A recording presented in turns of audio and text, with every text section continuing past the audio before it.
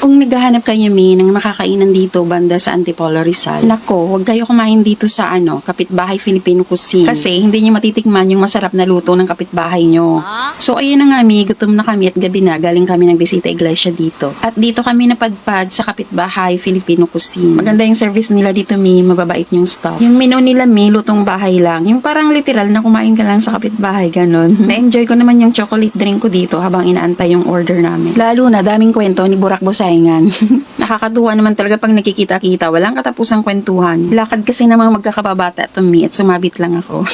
Maganda din yung ambience nila dito, sakto sa mga family gatherings. Hindi ko na pala nakuna ng video yung ibang order namin, Mi, pero yung bulalo ang isa sa masarap sa menu nila. Gustong gusto ko din tong bangus na menu nila na to. Yung inihaw nila, Mi, panalo din. Kaya pag napadaan kayo dito, Mi, kumain din kayo. Huwag yung daan-daanan lang. Charot. Ayun lang for today's video, Mi. Sa buhay ay hindi ka laging mananalo, pero mahalaga lagi ka lang lumalaban. Kasi saan ba't makukuha mo din yan? Basta consistent ka lang. Samahan mo na din ang dasal at paniniwala.